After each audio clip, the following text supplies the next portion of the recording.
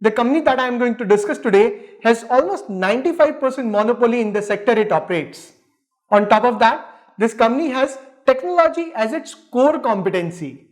So basically, a technology company that has 95% monopoly in the market.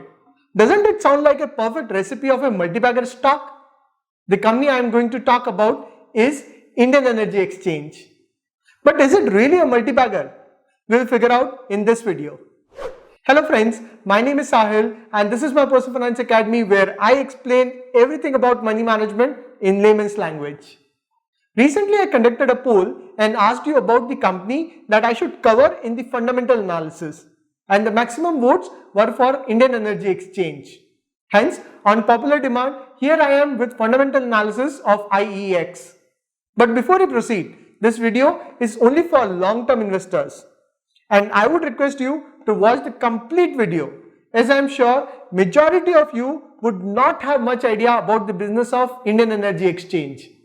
And this video is only for education purpose. So I have divided this analysis in two videos. This is the first video where we will try to understand what exactly is IEX and what is its business model. Then we will look at the product segment of the company along with the leadership profile. Then we will look at the competitive advantage of the company and try to understand why Indian Energy Exchange enjoys 95% monopoly in the business. And finally, we will look at the mega trends in the energy sector in India that would drive the growth for Indian Energy Exchange. In the second video, we will discuss the key initiative from Indian Energy Exchange for future growth. Then we will discuss the key risk aspect of the company. And then we will look at the financials of the company, and finally we will check the valuations to understand if the company is overvalued or undervalued. Then we will conclude if Indian Energy Exchange is fundamentally strong or not, and if it is worth investing in the company or not. Friends, second part of this video will go live tomorrow. Alright, let's get started. Established in 2008, Indian Energy Exchange is the first and the largest energy exchange in India that provides an automated trading platform for physical delivery of electricity, renewable energy certificate and energy saving certificates. Okay, this might sound a bit complicated to many of you as the energy exchange business is not common. So let me simplify the business model of Indian Energy Exchange. Think this way. When you want to buy a stock, you visit a broker website. For example, let's say you visit Zerodha. Now, you will submit your bid at a specific price. So let's say you want to buy 10 shares of HDFC Bank at rupees 1400. So you will enter the buy quantity and the price at which you want to buy. Then there would be a seller on Zerodha who would want to sell it. Now you will only be able to buy 10 shares of HDFC Bank at rupees 1400 when the seller is willing to sell those 10 shares for rupees 1400. And where is the stock price decided? It is decided at the exchange level that include Bombay Stock Exchange and National Stock Exchange. These are the two biggest stock exchange in India. So they have a specific algorithm that decides the stock price. Similarly, you have Indian Energy Exchange that provides a platform for buyer and seller to buy and sell physical electricity via an online platform. Now here is the interesting part. When you buy stock, Zerodha is only a broker that facilitates the buying and selling process. It does not decide the price of the stock. It is decided at the exchange level, that is at NSE and BSE. However, on Indian Energy Exchange, both buying and selling process, which is also known as order matching, along with price discovery happens at exchange level. Just imagine NSE or BSE doing their job as well as providing a platform for buyers and sellers. In that case, you won't need Zerodha. Now once the bidding and price discovery happen, the buyer will be able to buy electricity and the seller will be able to sell the electricity. Until a few years ago, India always had power deficit. So there was no question about selling electricity. But today, India is a power surplus country with a large installed generation base of 382 gigawatt and peak demand of about 185 gigawatt, India is a power surplus country. It means the additional electricity can be bought and sold. I hope now you are clear about the business model of Indian Energy Exchange. And how does Indian Energy Exchange earn? Around 80% revenue of IEX is in the form of transaction fees, as it facilitates the buying and selling transaction of electricity. So it charges a transaction fee. As there would be more and more transaction of electricity in the future, it would increase the revenue for the company. Now let's look at the product offerings of IEX. First product offering is Day Ahead Market. In Day Ahead Market, participants transact electricity on a 15-minute block basis in 24 hours of the next day, starting from midnight. So if you need electricity tomorrow, you can trade that today on a 15-minute block basis. Next offering is Term Ahead Market. In Term Ahead Market, buyers and sellers can trade electricity for up to 11 days ahead. It enables participants to purchase electricity for the same day through intraday contract, for the next day through day ahead contingency, or on a daily basis for rolling 7 days through daily contract, and on a weekly basis through weekly contract to manage their electricity portfolio for different duration. Next is Real-Time Market. Real-Time Market is a new market segment launched on 1st June 2020. It features a new auction session every half an hour with power to be delivered after an hour after the gate closure of the auction. It means energy can be bought and sold in almost real time within an hour. Next is renewable energy certificates. So various industries have the obligation to use a minimum amount of renewable energy. And if they don't use renewable energy, then they can purchase the renewable energy certificate from the renewable energy generator on the exchange. This basically helps the renewable energy generators to recover their cost. Final offering is energy saving certificate. Again, energy saving certificate is an interesting product of IEX. So the Ministry of Power launched a program to increase the energy efficiency of various industries. For example, by using the LED light or by using the advanced machine that consume lower energy. So these industries were given target for reducing their energy consumption. Now some industries can overachieve the target, whereas some can't achieve it. If an industry overachieve the target, it can convert it into tradable energy saving certificate at the end of targeted year that it can sell to the one that could not achieve the target. Indian Energy Exchange also facilitate this process. I hope now you understand the various product segment of Indian Energy Exchange. Today more than 6,700 participants are registered on IEX. Out of participants registered to trade electricity contract include more than 50 distribution companies, over 500 electricity generators and over 4,200 open access consumers. Open access consumers belong to various industries such as textile, metal, chemical, automobile, cement, etc.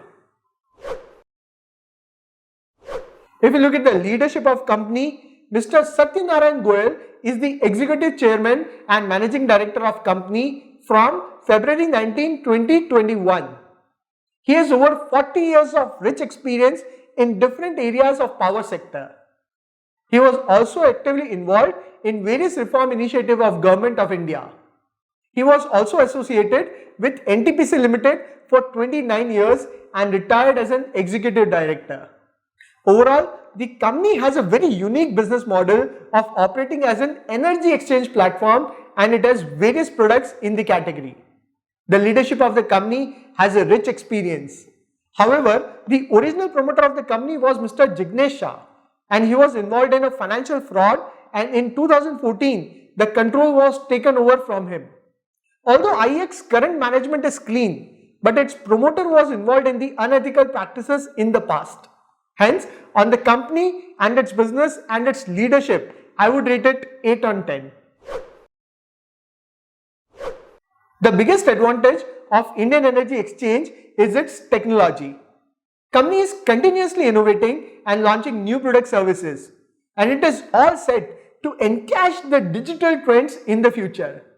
Indian Energy Exchange is even working towards automating its market operation process using robotic process automation and artificial intelligence to improve the forecasting models and optimize the buying pattern. Now let's try to understand the reason for the monopoly of Indian Energy Exchange in the energy exchange market. So Indian Energy Exchange has around 95% monopoly in the energy exchange platform. It means 95% of energy exchange happens on Indian Energy Exchange. That's a lot of power. So think this way, if you want to buy energy, which platform would you use? You would use the platform that has more sellers so that you can get a competitive rate. Hence, you will join IEX as there are more sellers. And if you want to sell electricity, which platform will you use? Where you can find more buyers. Hence, you will join IEX. Due to this, IEX has a monopoly in the market.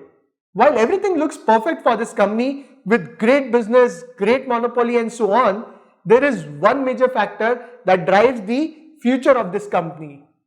So just like banks are regulated by RBI, stock market is regulated by SEBI, this energy exchange is regulated by Central Electricity Regulatory Commission, that is CERC.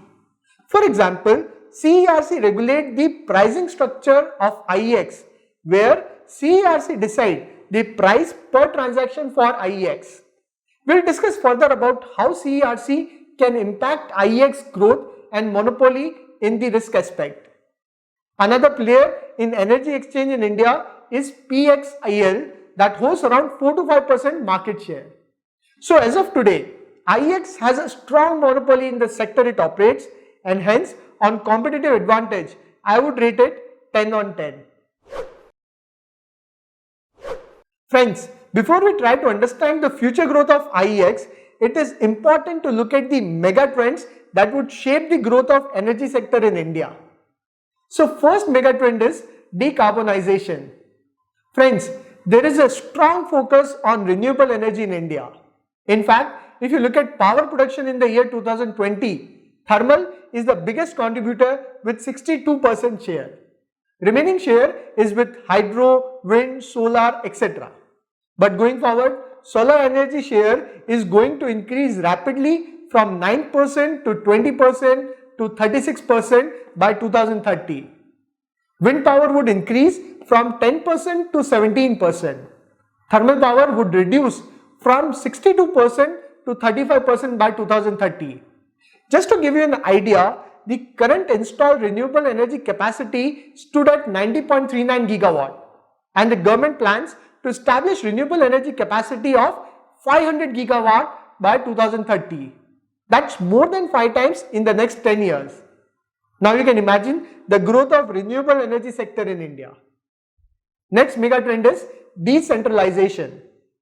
Earlier, the power generation was mainly done by large companies like NTPC. This was then transmitted and distributed to the end consumer.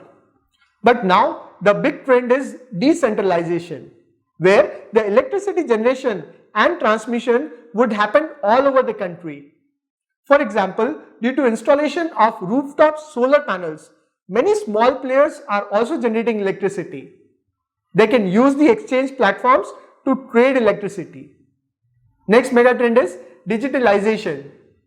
Decarbonization and decentralization will require increased focus on automation and technology to optimize the entire end-to-end supply chain across generation, transmission and distribution. The addition of intelligent system controls and internet-enabled software can enable optimization of power plants and grids. In addition, large-scale upgradation to smart metering, IoT-based application and smart grid technologies are driving digitization of power distribution. Final mega trend is democratization. In the future, the end consumer would have more power. For example, you can choose the electricity supplier in the future.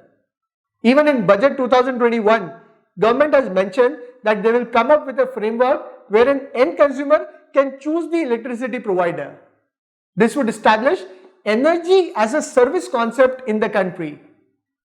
Friends, the electricity consumption in India is still 1/3 of global average. The per capita electricity consumption in India is 1181 kilowatt hour as compared to Brazil that has 2601 kilowatt hour energy consumption, and China has 3927 kilowatt hour consumption and global average is 3127 kilowatt hour. So per capita consumption in India is expected to double in the next 5 to 6 years. This is mainly due to factors like increasing manufacturing activity in India, government initiatives like Make in India, Atmanirbhar Bharat, etc., rising urban population and government focus to provide last mile connectivity where even the remotest villages can get access to electricity.